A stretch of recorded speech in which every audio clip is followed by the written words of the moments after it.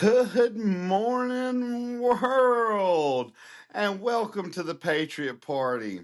I'm so happy to be here with all y'all guys and gals to start the weekend off. But before we get into the show, I want to mention to you about a guy that I met.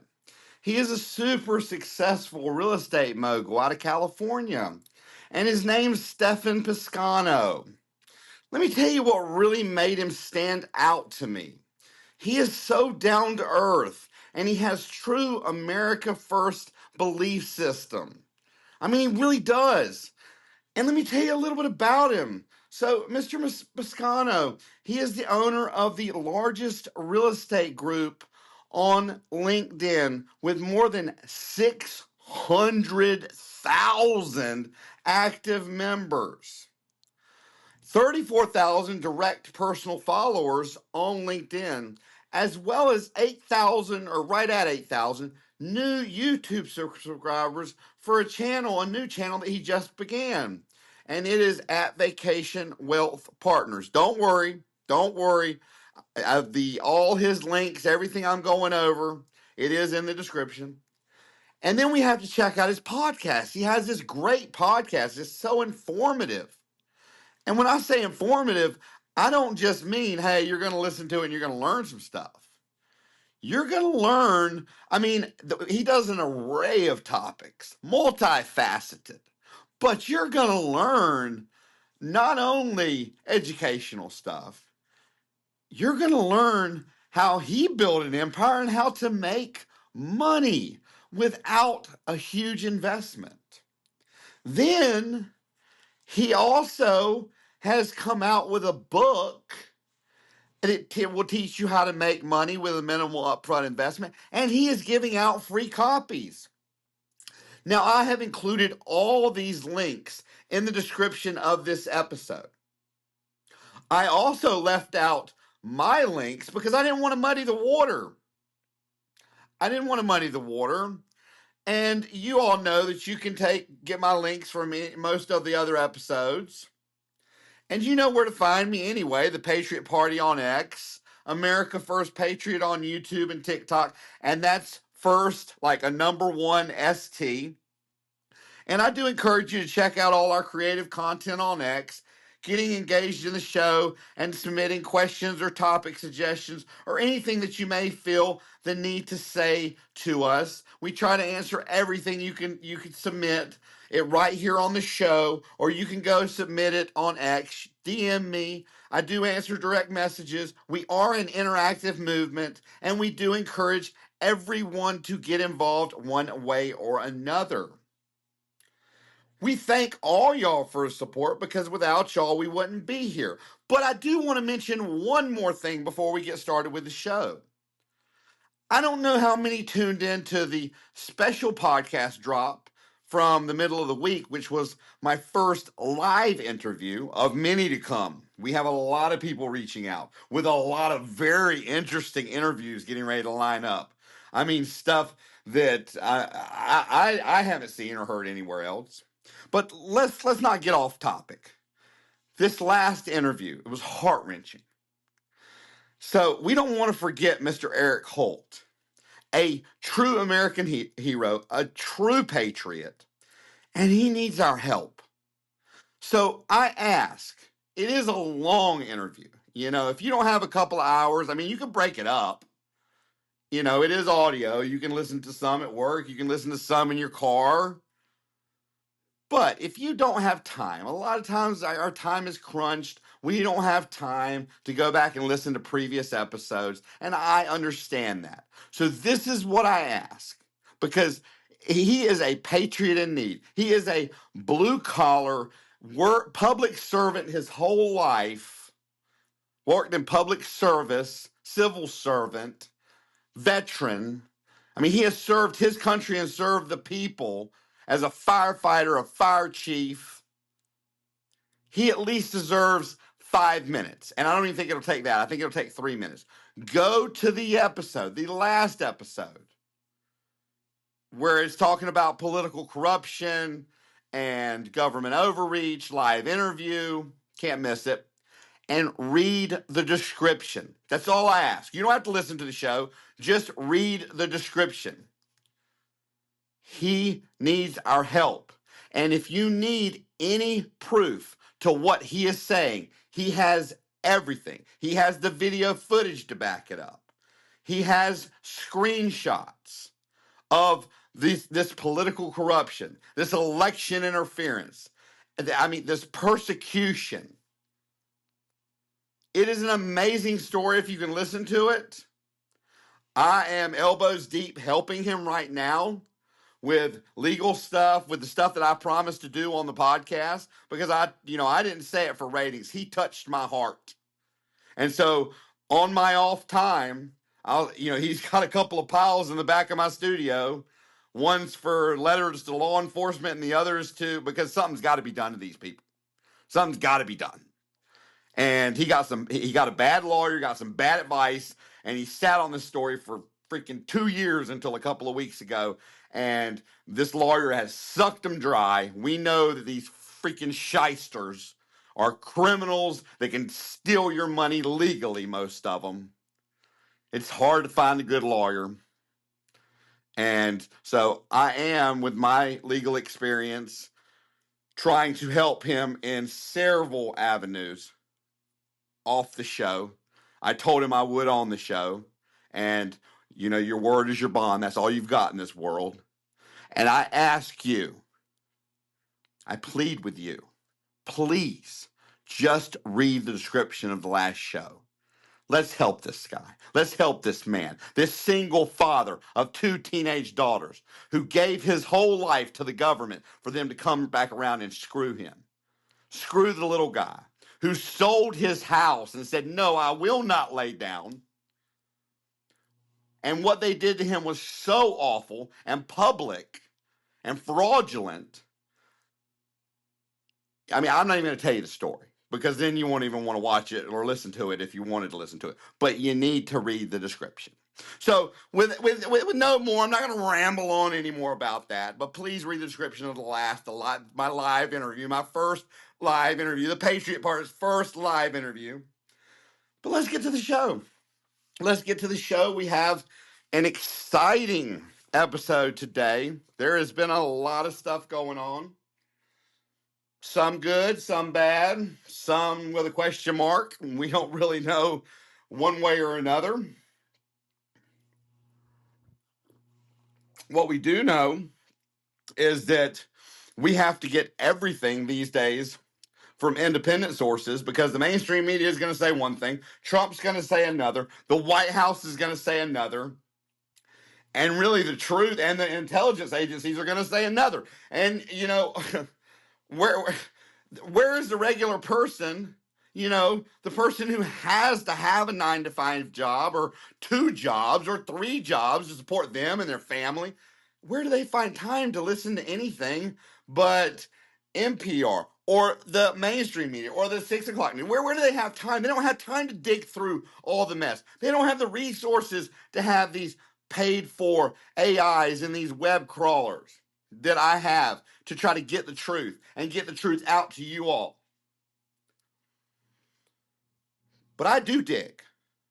And I am here to get the truth out to you all, to try to give you common sense, conservative viewpoints after I get an unbiased truth out to you all. So let's get started. U.S. warplanes strike 3 Iranian nuclear sites in a sweeping attack. The bombing was a major escalation. President Donald Trump tethering the United States to a conflict that at the time had no clear end. Trump said this cannot continue. There will be either peace or there will be tragedy for Iran. Now, this is right after he said, I'm going to sit back for a couple of weeks. America is going to sit back for a couple of weeks and see what happens. Israel was doing a great job. Why do we feel a need to get into the war? That's not an America First agenda. Why can't we just, okay, you're doing something that needs to be done in the Middle East. You're cutting the head off the snake. of everybody of the country funding all the terrorist groups, training the terrorist groups, weaponizing the terrorist groups. Let's covertly give the bunker buster bombs, which is what they need, which doesn't really matter now because there were reports well before this strike. It was a stupid strike. There were reports that all the enriched uranium was moved from the sites that we had the intelligence on. They were moved before Israel struck. And Trump had said before, I did a timeline. There's a post on X. You can check it out under the Patriot Party. It's got a picture of the B-2 bombers, which, FYI, interesting fact, I live in Louisiana, right beside Barksdale Air Force Base, which is a huge Air Force base. Now, I don't know if this was just coincidence. I don't know, but it was I was at the pool, a couple days after this attack by B-2 stealth bombers. Now, they bombed three, three Iranian nuclear sites. Guess what? I'm at the pool. Now, I've never seen a stealth bomber. Normally, they fly up way high. What happens? Now, we're right beside the Air Force Base. Right beside it. 3 stealth bombers, B-2s, come flying over, going to the Air Force Base. So, I don't know, but it is my belief that the stealth bombers, because why would 3 come flying into our Air Force Base, which is one of the biggest Air Force bases? Why would they come flying in right after 3 went over to Iran and bombed 3 Iranian supposedly nuclear sites? I think those were the 3 planes. It was an incredible sight. I've never seen that technology that close up. I mean, they were flying low, like right over the trees. It was incredible. I've never seen that technology, like except from pictures. So my thing was, why? Why do you take us into this war? It had no clear end at that point.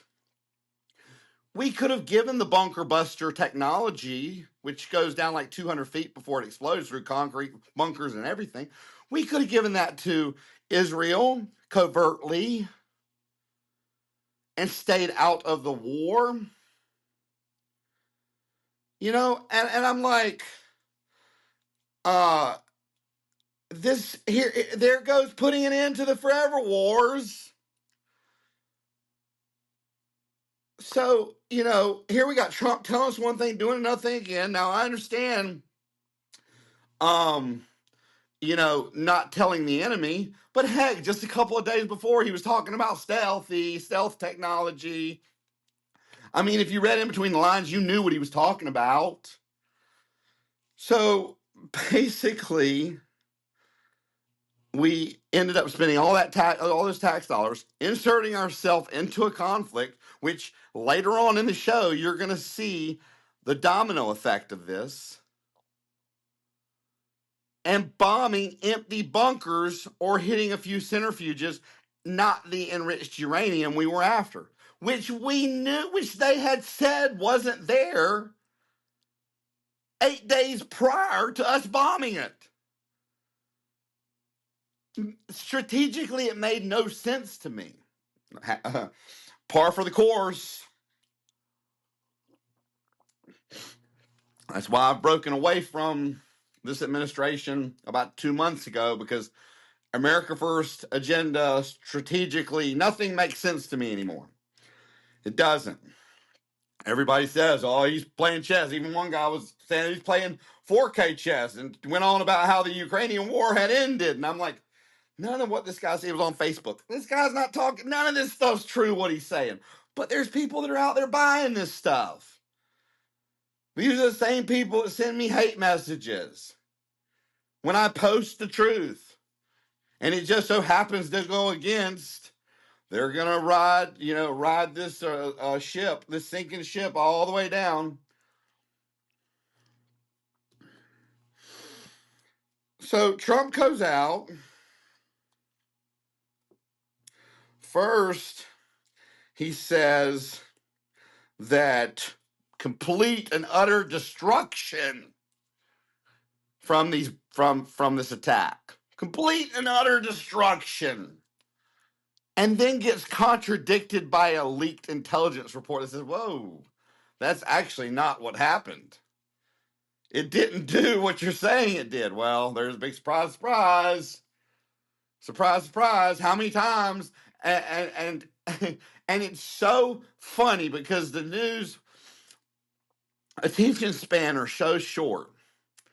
I always tell people, like I'm helping write this letter for my last guest, Eric Holt, who I hope you go and read this description. But I'm helping write this write this letter. And I told him, I said, look, I said that's why advertisements are always sold in 30-second increments. We have 30 seconds to grab them. So we are going to go into the meat and potatoes and grab them. We are not going to start out with this boring fact or this boring fact about this or that to build up to it. No, no, no. Those will get inserted later. There'll be a place for those. We've got to grab them. So under that same premise, so you got Trump,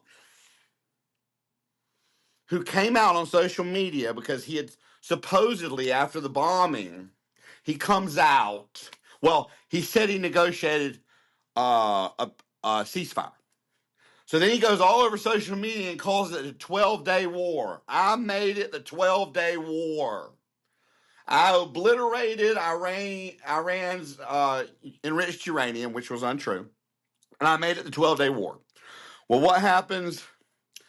Iran shoots a missile. Could be a mistake, could not. Basically doesn't even hit a target. Then Israel just goes crazy bombing Iran after the ceasefire. Trump, which basically makes him look like an idiot because he comes out and calls it a 12-day war and he negotiated this. And now it's basically literally within a couple of hours of that doing something completely different than what he said. But instead of giving them the opportunity to start talking about that on the news cycle, he redirects. He's a master at this. He's a master at redirecting and doing something that takes the wind out of the sail of that news story and puts it in the sail and overshadows it with something else. So he's walking out to his plane, and the news reporters are interviewing him and asking him this. And he's talking about how he's disappointed with Israel and how he's disappointed with Iran, but he's really disappointed with Israel. And if they go out and bomb this morning, this. And then he looks, and he does it so quick. They couldn't catch it. They didn't see it coming. He says, you know what? We got two countries that have been fighting each other for so long. They don't know what in the F-bomb they're doing. But the media couldn't catch it, so it went out across the media.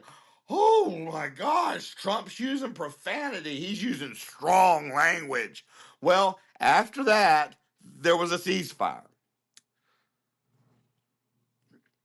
Okay, so it has been a very tenuous hold, but it does seem to be holding at this moment. I said, don't count your...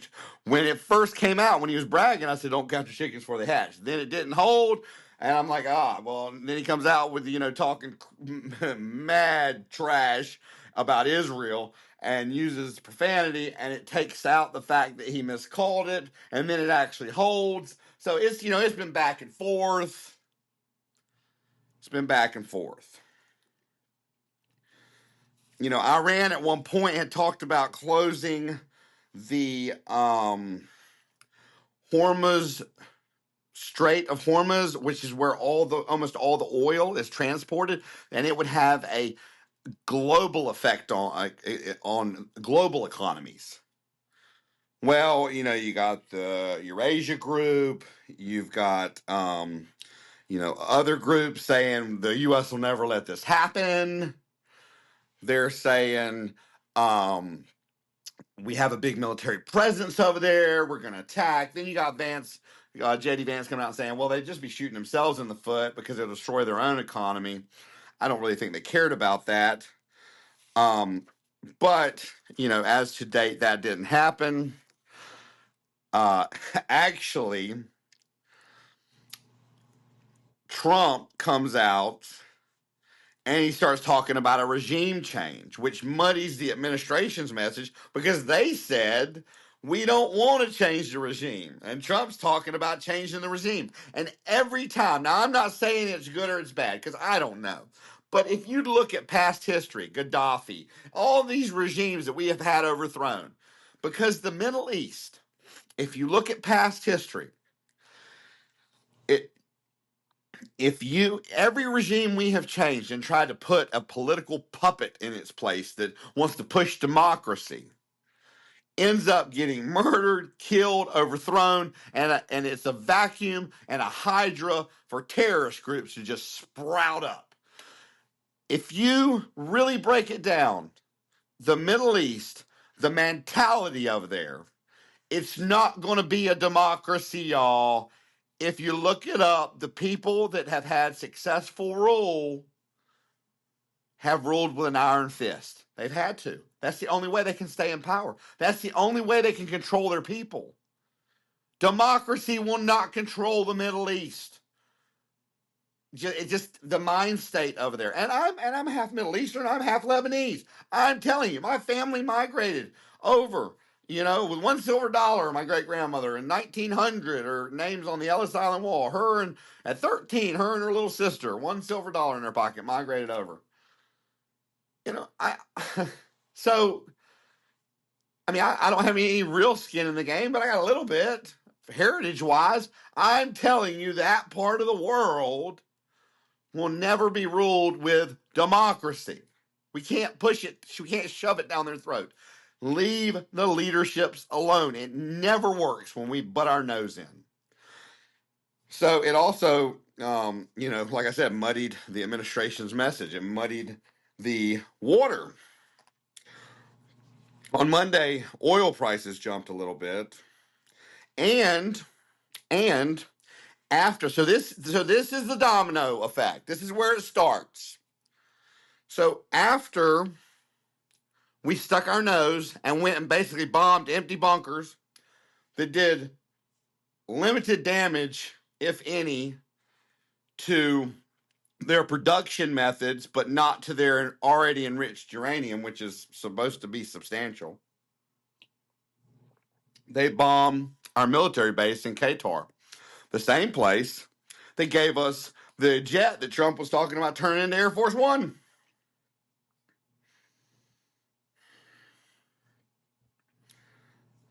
They were telling American citizens at the U.S. Embassy, shelter in place. So we have gotten ourselves into a war. Now, when this first happened, when Israel first attacked, Mark Rubio said, ho, ho, Iran, we have nothing to do with this. Everybody knew we did. We have nothing to do with this. Don't attack us. Don't attack our stuff. Don't bring us into this war. They hadn't. We brought ourselves into the war pointlessly, wasting American tax dollars.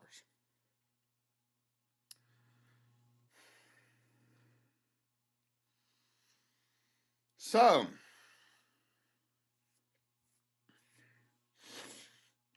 anyway, this big, beautiful bill. I don't know what's going to end up happening with it because the Senate has a huge problem, and they have actually made it more expensive because the bill was cutting expenses in places I didn't like, and the Senate has caught that and basically said, we're not going to allow you to cut Medicaid. We're not going to allow you to take insurance away from millions of people because guess what? In the rural areas, that is going to basically hurt the healthcare system, which is basically accounts for, out of the 2.2 million jobs created last year, half, 1.1 million. So what you're proposing is going to close hospitals. It's going to cost probably at least 500,000 healthcare jobs. It's going to close pharmacies. We're not going to do it. We're not going to let you hurt the economy. And that's why I say everything to me has been ass backwards for the past 8 weeks. the way immigration is being done, the people that are being immigrated. They're not supposed to be first. They're supposed to be last. And we're supposed to figure it out then because they're actually contributing. And everybody keeps saying, oh, it doesn't matter. They're immigrants. This is what I voted for. No, this is not what I voted for. I voted get the criminals out. I voted get all the people out that came in during the Biden administration. All those people, there's millions of people that are living off the American taxpayer tit. Living better than a lot of Americans, eating better than a lot of Americans, getting more money than a lot of Americans. That's what I voted for, but that's not what's happening. It's like we're reverse deporting. But it gets better.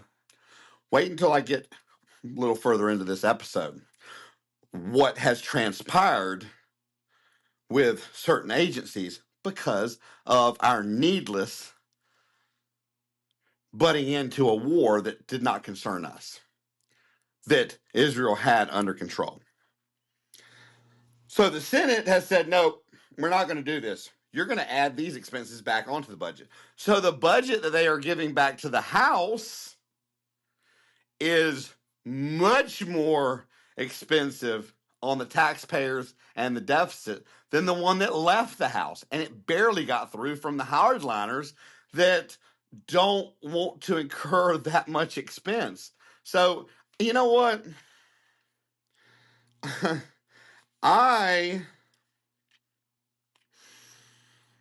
I'm telling you, and I'll probably tell you again before the episode's done, I don't like this bill. I've never liked the bill.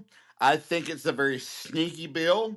I think it's a devious, malicious, nefarious bill that has put, like Elon said, get rid of the pork, that has put a few little crumbs out there that expire in 2028, and most people don't know, that says, hey, we're doing this for the middle class. No, if you really wanted to do something to grow the middle class, if you really wanted to do something to strengthen America, and we're going to go through what I've been calling for months, how we went through it the other week. It was the writing on the wall in the tech and finance news. Well, guess what? There's more writing on the wall in the tech and finance news this week. If you really wanted to strengthen, you would give these cuts to small and mid-sized businesses, the backbone of America, not these multi-billion-dollar or trillion-dollar corporations that don't need them, that already have so many loopholes, that already get government subsidies, that it just makes no sense to me. But everybody's eating it up. Big, beautiful bill. I just got to put a name on it or an acronym with it or whatever.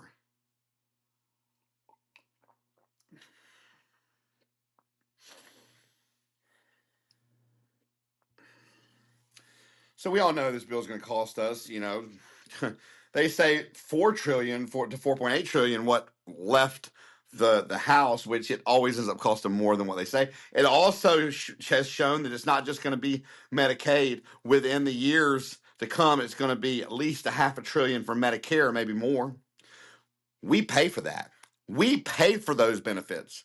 So basically, you're stealing our money that we paid not only in on taxes, but for a benefit for us to get less of a benefit to give to the rich. I do not like it. And neither is Elon. He said, I don't care about the EV mandate. Just stop with the pork. This makes me happy in my heart.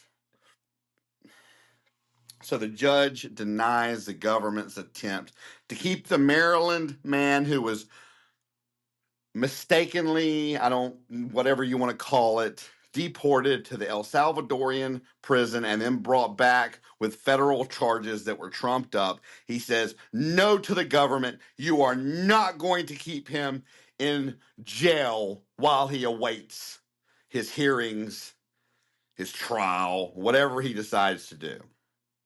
This poor guy. God, boy, I tell you what. This crooked administration, is crooked in a whole different way. It's not so crooked towards the masses as, the government overreach, the censorship, and all the stuff we had to deal with last time. last go round, but it's crooked in a sense that it's such a slippery slope. It doesn't matter who it is. It doesn't matter if it's the people on SNAP. It doesn't matter if it's the legal immigrants. It doesn't matter.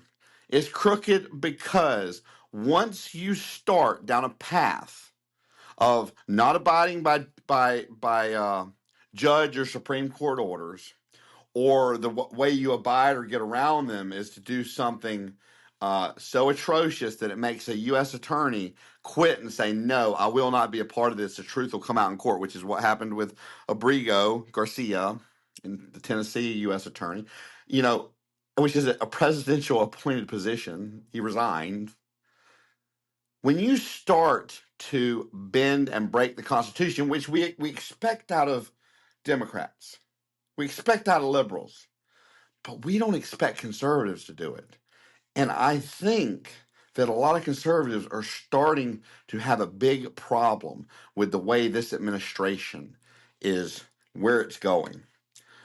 I mean, how many amendments does it have to bend, break, or ignore for people to stand up and not say, oh, this is what I voted for?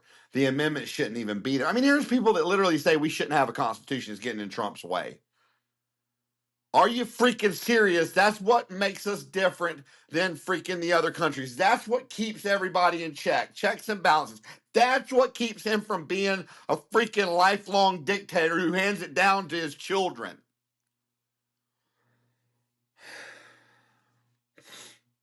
Now, the U.S. Supreme Court, which just dropped a bunch of big decisions yesterday, that I had been questioning some of their decisions. Now, we will go over yesterday's decision later on in the show.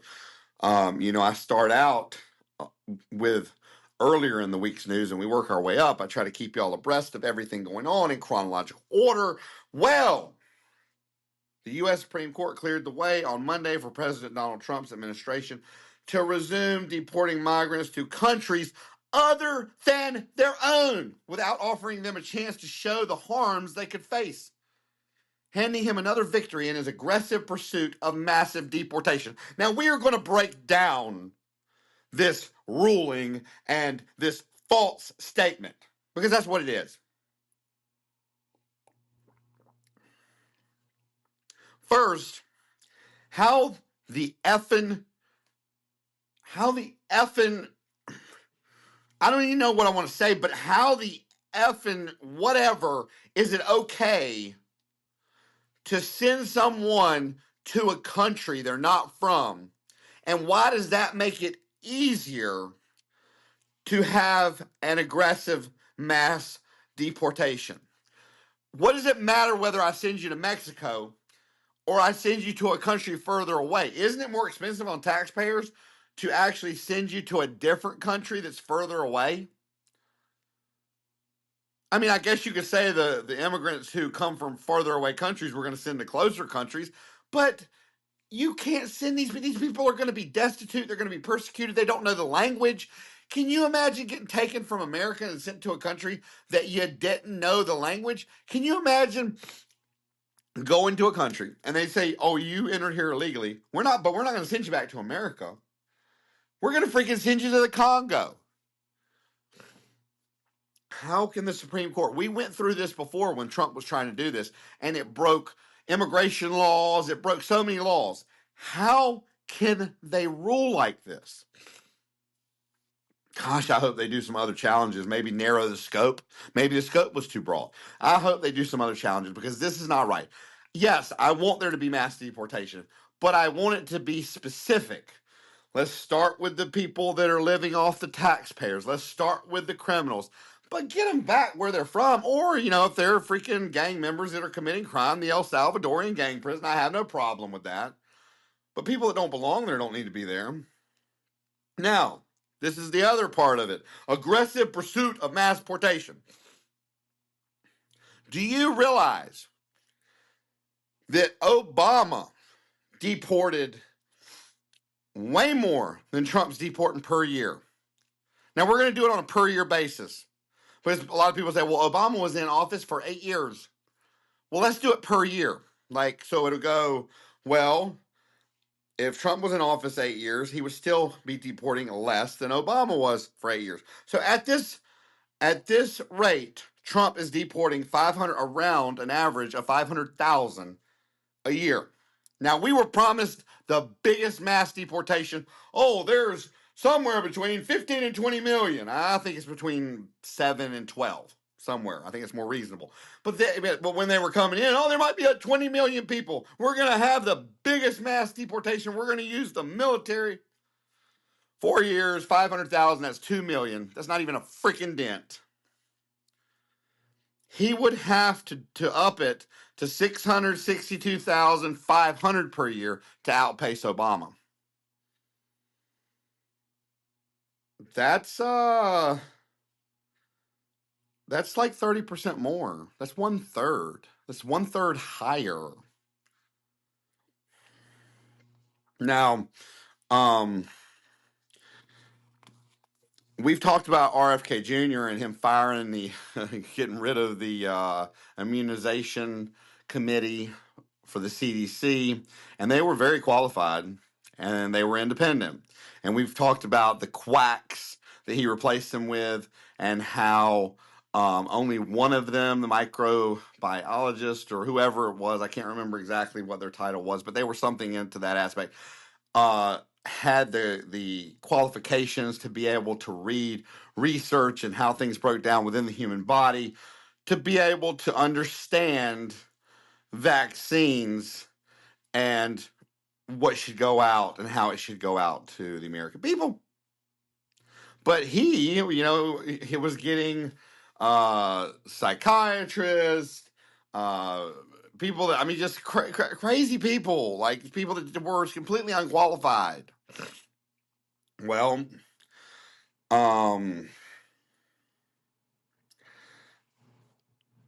the senator from Louisiana, our senator, he has challenged it. He says, although the appointees have some scientific credentials, many do not have significant experience studying microbiology, epidemiology, or immunology. In particular, some lack studying new technologies such as mRNA vaccines, and may even have a preconceived bias against them. So Senator Bill Cassidy is kind of challenging who he's picked, and I'm glad. I think he picked a bunch of people who are going to be, that aren't going to be independent, that are going to be politically biased. And it's a sad, sad day when we're trying to control the independence of science. So Trump was on his way to a NATO summit, emerges from the White House. Like I said, he dropped the F-bomb. That seemed to halt the war. He said over the weekend about the 30,000-pound, bunker buster bombs. We already talked about him saying it obliterated. Then we talked about an intelligence report that came out and said he was flat out wrong. But he comes out at the NATO summit and claimed again total obliteration against his own his own intelligence reports. Oh, that's one thing about Trump. He is not going to admit if he's wrong. If he is wrong, he still won't admit it. He just he will either keep repeating it or hush until it's gone out of the news cycle. Now, here is another domino to this needless bombing that us taxpayers paid. The Federal Bureau of Investigations, the FBI, is moving resources off immigration cases and back to counterterrorism. Why? Why are we doing that? Oh, let's talk about why. Citing that after the U.S. launched airstrikes on Iranian nuclear sites and helped broker a ceasefire on a nearly 2-week fight between Iran and Israel, that now there is a possibility for retaliation inside the U.S. from lone actors, sleeper cells, and foreign back plots, and the threats have grown. So they know stuff we don't know. They have, I mean, they do warrantless spying. What are they doing to all the mosque and all that kind of stuff? Obviously, the threat's grown. So now we lose the little bit of steam we had going on the immigration, which I still think it was done improperly, but we lose that, which was a big voting, thing. It was a big promise on the campaign. So we lose, we lose steam on our campaign promise. Now we got to be worried about getting blown up if you live in a city or you're visiting a city. Or who else, whatever terror else we can think of these terrorists dreaming up, because that's what they do. They insert terror to the civilians. So Americans can lose their lives. Our base was bombed, and all for nothing. All for nothing. Thank you, Trump, for then again showing that you are not thinking about the America First agenda. You are not playing chess. These people that keep saying, oh, he's playing 4D chess. He's playing chess. Read The Art of the Deal. No, none of it's true. One, he didn't even write that book. Two, you cannot do business with someone who is so sporadic and does not keep their word. Three, how can you be America First when now you're not even able to deport the people that you were supposed to be able to deport, and we have to look over our shoulders for terrorists because we got involved in a conflict that we had no business in, and our involvement didn't even do anything to the nuclear materials and we knew it wasn't going to do it because they said 8 days before they're not there anymore. I apologize. It just riles me up. It just taps my tail for what's going on to be going on. And I've said it before. I helped this guy get elected. A lot of you might say, oh, how did you help him get elected? I mean, I live streamed and fought against Democrats across social media platforms and spent countless hours, just probably shouldn't have paid any attention to what they had to say. But hell, half their posts weren't as bad as the so-called conservative and MAGA Republican whatever post that I get now for posting the truth. But that's not even it. I mean, I helped come up with campaign strategies before Mike Johnson betrayed the American public with the backing of the warrantless searches and going against the Constitution on April 2024. He's our representative, and I helped, through him, was giving campaign strategies to Trump that he was actually using. So, I campaigned for this guy, helped him with his campaign, not only voted for him. What a disappointment. What a disappointment. So now Doge basically goes through and wrecks the federal government system. And it came out, and we reported this, and literally, it's the most inefficient system I've heard. I can't believe Elon was even part of it, because in the private sector, it would never happen. RFK was the one who came out and said, this is the plan. We're going to go through, I'm going to do it in a number, which we can break down in a percentage. He said, we're going to go through and we're going to fire 100 people. But 20 of those people we're going to hire back. So basically, you're firing 20% more,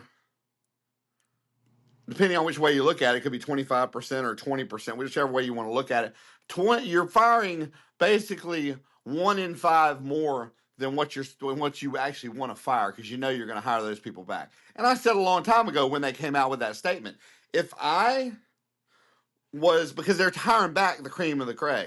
They're hiring back the cat's meow. So I said, if I was one of those high up scientists, whatever, that had been on pins and needles, if I was going to get fired, got fired, and knew I could work in the private sector and make 5 to 10 times what I was making in the government, and they did that to me, and I was trying to serve my country, and my country did that to me, this administration did that to me, I'd say, screw you, I'm working in the private sector.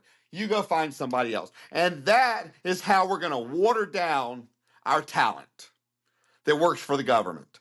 What a great strategy. So now, guess what they're doing? They are scrambling to try to fill gaps in services left by Doge.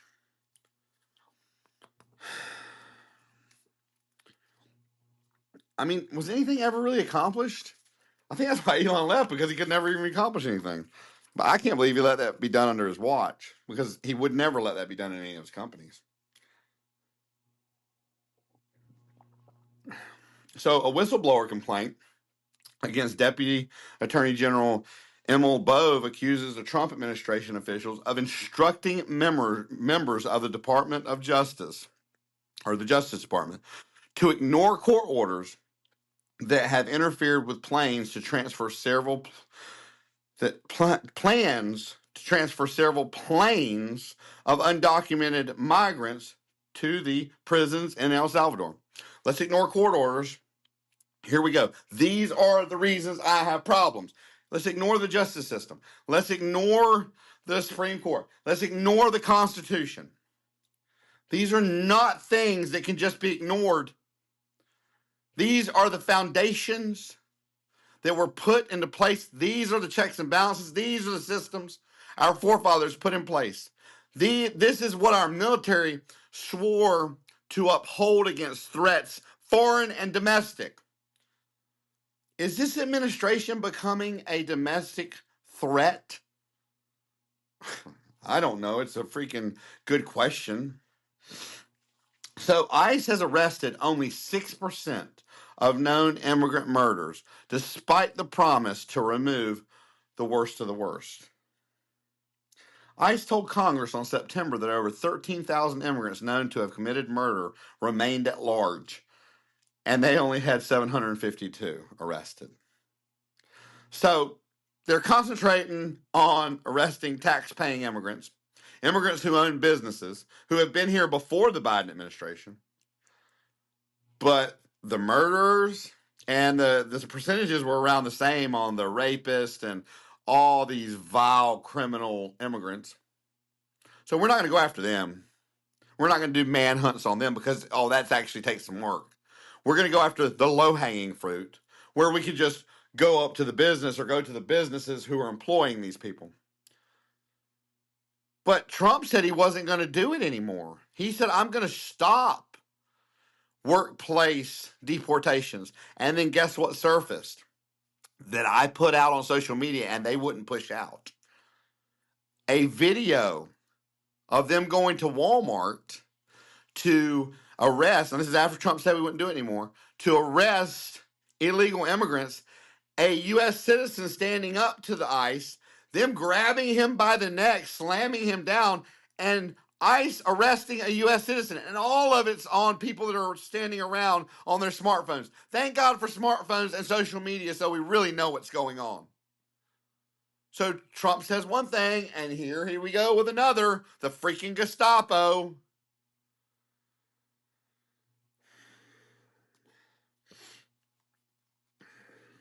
So, here is what is going on. The Supreme Court curbs injunctions that block Trump's birthright citizenship plan, narrow the scope. So basically, they didn't give him free rein and say you can block you can stop birthright citizenship. They just said the people that had put in lawsuits, it couldn't be so ambiguous, the language. They had to narrow the scope. Now, the Trump administration wants to end automatic birthright citizenship as enshrined in the Constitution's 14th Amendment. Here we go. I mean, they've talked about the 22nd Amendment and him being able to have a third term. Now, and these are not the only Constitution violations or federal law violations. I mean, this is just what we're talking about today. We've talked about them for many, many episodes, many, many different ones. But we're talking about the 14th Amendment right now. It is enshrined in the 14th Amendment. It has long been widely accepted, including by legal scholars on left and right, that the 14th Amendment confers automatic citizenship to almost anyone born in the United States. All persons, now this is from the Constitution. All persons born or naturalized in the United States and subject to the jurisdiction thereof are citizens of the United States. The amendment says, based on historical practice, the only exception is people who are the children of diplomats. And there's another exception we'll get into later. Trump wants to adopt a completely new meaning of the language that would confer citizenship. Only those who are not only born in the United States, but have one parent who is an American citizen. Now, the 14th Amendment, the Constitution and federal law, the 14th Amendment's citizenship clause, ratified in 1868, states, all persons born or naturalized in the United States and subject to the jurisdiction thereof are citizens of the United States and of the state wherein they reside. This clause establishes birthright citizenship, just solely or right of the soil, for nearly all individuals born on U.S. soil, regardless of their parents' citizenship or immigrant status, with limited exceptions. Now, the exceptions are foreign diplomats and enemy combatants in hostile occupation. So literally, if we had enemies over here that were trying to fight the U.S., that were foreign immigrants, that were like, they were trying to do an insurrection or something against the government, and they were attacking American people or the American government for another country, their children born here could not be American citizens. Federal law, 8 U.S.C. 1401, mirrors the 14th Amendment, stating that a person born in the United States and subject to the jurisdiction thereof is a citizen at birth. This statute does not impose parental citizenship or residency requirements. Here we go again, Trump, fighting the Constitution. Why? Why do you want to fight the Constitution? Why? That is our bedrock. That is the foundation of our fundamental freedoms. That is America. Part of it anyway, a large part. Probably the most important document ever written in the history of America. And you want to come in and you want to challenge a miasma of the freaking amendments. Okay, so this next story, boy, you know, people call themselves Christians, but I question them. I call them hypocrites because, and I don't normally discuss religion because to each his own, you know, everybody's got their own. But my one criteria for whatever religion you believe in. Now, I told you the wisest statement I ever heard about every religion, because anybody who tells you their way is the only way or you're going to hell, you have to be wary of, because they don't know. That's their opinion, a man-made opinion. But all religions are supposed to make you a better person.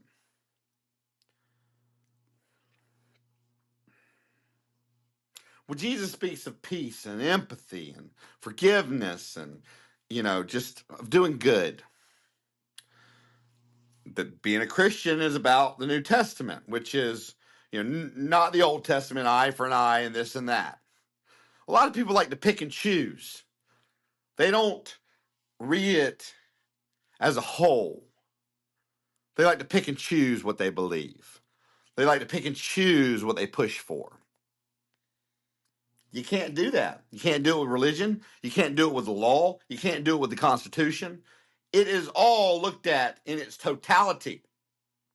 Well, let me tell you about some Christian businesses in Texas, what they took to the Supreme Court. So they challenged the requirement that they had, you know, they have employees and they offer them health insurance. And they did not want to cover the HIV prevention drug, PrEP, which is required under federal law. They raised religious objections to the drug, saying it encourages same-sex relationships. So, one, you're saying you can't have AIDS if you're straight. Two, what about all the kids that end up with it? Three, so you're saying that because you believe something differently than someone else, that they should die? And you call yourself a freaking Christian?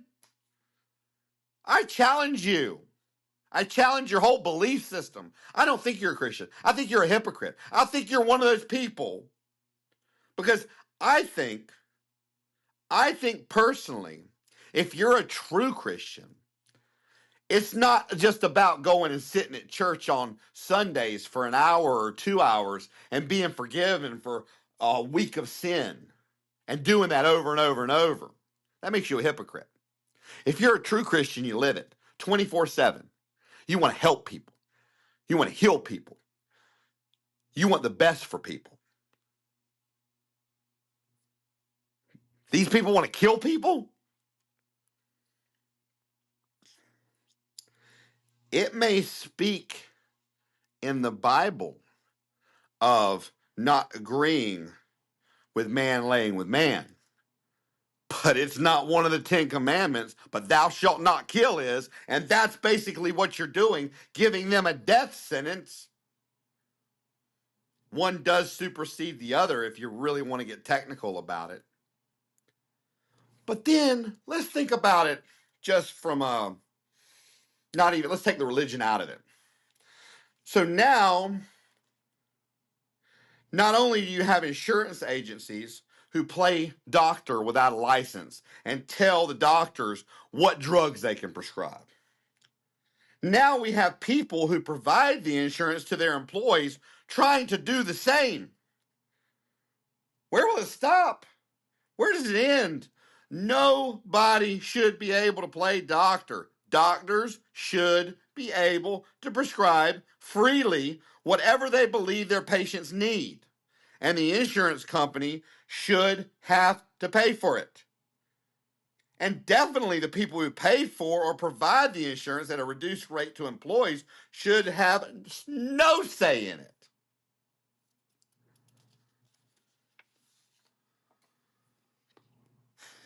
Now, I definitely agree with this ruling, the Supreme Court ruling. It seems common sense to me. They made a lot of big rulings on Friday, this being one of them. So, Montgomery County parents, I believe it's in Alabama, they objected because, now they did this for religious reasons, but I don't even think it should be religious. I think it should be the right of the parent. They won either way. The school systems were incorporating, now we're not even talking about old kids. They were incorporating LGBTQ plus themed books in the classrooms. Now, other classes, parents could opt their children out of if they didn't like or want their children to be a part of. This class had a no opt-out clause or whatever. So you couldn't opt out of this class. It was mandatory for the children to take this class. We're going to shove it down your throat. Not only are we going to make it different from other classes so you can't opt out if this offends the religious belief, we're going to take the choice out of the parents' hands. If the parents don't want you in this class, regardless, religious, whatever, doesn't matter. We don't care. We don't even think we should have to tell the parents about it. Well, that did not fly or hold mustard in the Supreme Court. Nope, nope, nope. Surely didn't.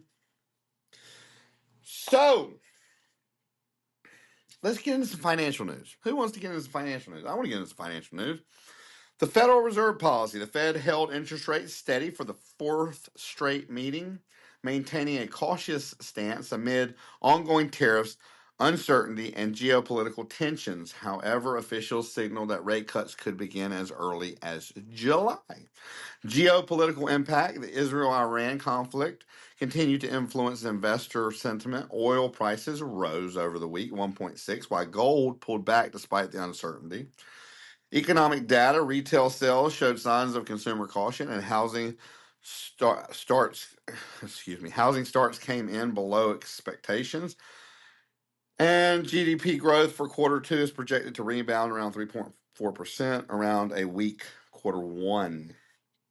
Corporate moves: Tesla, Nova, Nordisk, and DoorDash were among the stocks marking notable moves. JP Morgan added bond trading to its mobile app. I like JP Morgan. I do all my stuff with Chase. They're great. Customer service. Um, it's just all easy through one app. Couple click buttons to do an IRA. It's just and I mean I did mine Roth. That way I don't get taxed at the end, because in my eyes taxes are never going to come down. They're only going to go up. So that's what I chose anyway. And Klarna announced plans to evolve into a super app using AI. So Friday was a big day, notable financial developments. The U.S. stock market on Friday actually hit an all-time high, and it's driven on optimism around potential federal rate cuts and easing geopolitical tensions. Nike, this is surprising. Nike surged over 15%. Wow, that was pretty crazy, I thought. Economic data showed signs of softness, including a revised GDP contraction of 0.5% in quarter one. Slight uptick in continuing jobless claims, which some analysis believe could nudge the Fed forward rate cuts, and we talked about July. This is a little strange. Goods orders jumped 16.4% in May, the biggest gain in over a decade, signaling resilience in manufacturing despite broader economic headwinds. And on the global front, Middle East tensions eased, with the Iran-Israel ceasefire holding steady, which helps stabilize oil and gold prices.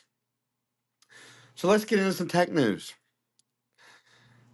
Microsoft's layoffs, and here we go. Let's give tax cuts to the multi-billion or trillion-dollar companies, so they'll hire more people. Yeah, let's do that. Microsoft is reportedly planning another major round of layoffs, particularly targeting its Xbox division. This would be the fourth significant workforce reduction in 18 months as the company shifts towards focus on AI and cloud infrastructure. Yep. I said the companies would be spending money on AI so they could reduce their expenses on having to pay people. Chinese automaker BYD is testing a solid-state battery that could deliver 900 miles of range with just a 12-minute charge, a potential game changer for electric vehicles. Meanwhile, Nissan unveiled a revamped Leaf with 300 miles of range and Tesla supercharged compatibility. Wow, 900 miles. That's 12 minutes. That's doable. That is an actual doable. I mean, that's doable. I'm down with that. AI and quantum fusion. I think that's one of the things about the big beautiful bill. The Senate does not want to take out the EV mandate, if I'm not mistaken. Quantinuum introduced the first ever use of quantum generated data for AI signaling, a new frontier of computing. This fusion of quantum and AI could dramatically accelerate enterprise applications. NVIDIA's new GPUs. NVIDIA launched its GeForce RTX 5090 and 5080 graphics card designed to supercharge generative AI and creative workflow. These GPUs are built on the new Blackwell architecture. Cybersecurity moves. Exclusive Networks signed 2 major agreements with AWS to bolster cloud security across Europe, reflecting growing demand for integrated cybersecurity solutions. Tech and AI courtrooms. I knew this was coming because, some years ago they were talking about smart contracts on the Ethereum blockchain network. It is making its way into the legal system, raising questions about its role in justice and courtroom decision making. Now, Friday, which was yesterday, had some buzzing tech headlines. Thinking Machines Lab made waves by closing a record-breaking $2 billion seed round. The AI startup is focused on building advanced agentic AI systems. A massive data breach exposed over 16 billion passwords affecting accounts linked to Apple, Google, and others. It's being called one of the largest leaks in history. Gosh, I hope they didn't get any of mine.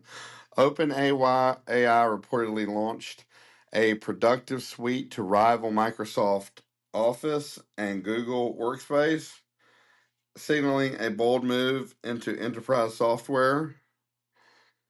Intel unveiled an 18A process node, claiming a 25% performance boost over its previous generation. This positions Intel to compete head-on with TSMC's 2nm Tech B. And I think that's Taiwan Semiconductor, if I'm not mistaken, TSMC.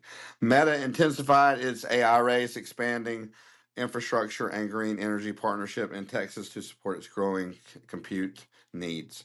Harvey AI, a legal tech startup, raised $300 million to expand its generative AI tools for automating legal work, pushing its valuation to $5 billion. And in hardware, NVIDIA's RTX 5090 reportedly beat out the $10,000 RTX Pro 6000 in performance tests after a wild 800 watt power mode B. Celebrity news and gossip. For those of you that like that.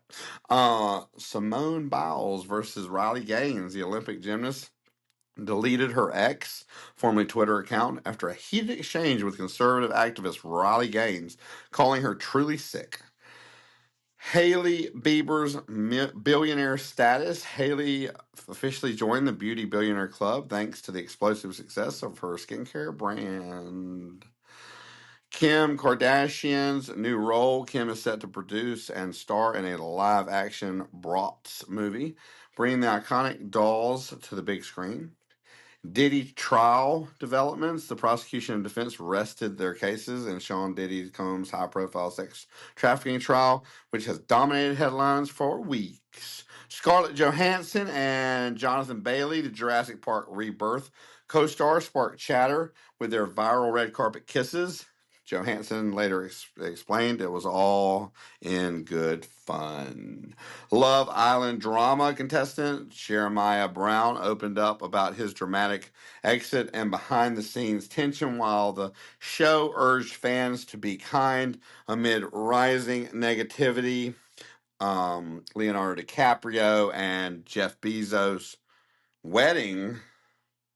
Leo and girlfriend Victoria Cetera are expected to attend Bezos and Lauren Sanchez ultra glam wedding in Venice. All right, so sports news and events, NBA draft drama. The Dallas Mavericks selected Duke's Cooper Flag as the number one overall pick in the 2025 NBA draft, while Kristaps Porzingis was traded to the Atlanta Hawks in a major shakeup. NFL headlines: Aaron Rodgers confirmed this will likely be his final season, and the Steelers are already strategizing for life after him. Meanwhile, the Patriots, Drake May, tied the knot, and the Jaguars signed Travis Hunter to a $46.65 million deal. MLB highlights: Jacob DeGrom flirted with a no-hitter for the Rangers and the Dodgers Shohei Antonio hit another homer in a win over the Rockies. B, the All-Star game buzz is building with Ronald Acuna Jr. committing to the home run derby. B, tennis and track, teenage Aussie sprinter Gout broke his own 200-meter national record abroad. C, and Emma Raducanu praised Wimbledon's security after a stalker incident was thwarted. C. Soccer and Club World Cup. Lionel Messi's Inter Miami advanced to face PSG, while River Plate exited in a fiery loss to Inter Milan. C. A. Also, U.S. billionaire Woody Johansson agreed to buy a stake in Crystal Palace. WNBA and women's sports, Caitlin Clark's Indiana Fever continued to draw headlines, and Malil Yousafzai launched a new investment platform focused on women's sports. C. New movies 28 years later, the long awaited third installment of the 28 Days Later franchise, directed by Danny Boyle. It follows survivors navigating a post apocalyptic world decades after the rage virus outbreak. Elio, Pixar's latest animated adventure about an imaginative boy who's mistaken for Earth's ambassador by aliens. Expect heart, humor, and cosmic charm. F1 Brad Pitt stars as a retired Formula One driver mentoring a rookie in this high-octane sport drama directed by Top Gun Maverick's Joseph Kosinski. Megan 2.0, the killer AI doll, is back with upgrades and even more mayhem in this scientific sci-fi, horror sequel. Sorry, baby, a Sundance breakout. This indie dramedy follows a young professor confronting past trauma at her alma mater. Okay, and new shows: Ironheart. Disney Plus, Marvel's latest series, follows Riri Williams, a genius inventor who builds her own Iron Man style suit and faces off against a magic wielding villain. Premiered June 24th. Countdown. Now, I started watching that show. That is a freaking good show. I would definitely recommend that. It's Prime Video, a gritty action thriller starring Jensen Ackles as an LA detective drawn into a high-stakes task force. Premiered on June 25th. When it premiered, they have 3 episodes for you to watch, and then it's every Wednesday. Very good show. Very good show. Highly recommended. The Bear season, and it's on Prime Video. Bear season 4, it's on Hulu. The award-winning chef drama returns with more kitchen chaos and personal growth. All episodes dropped June 25th. The Ultimatum, Queer Love season 2, Netflix. 6 queer couples face the decision to marry or move on in this reality dating series. Oh gosh.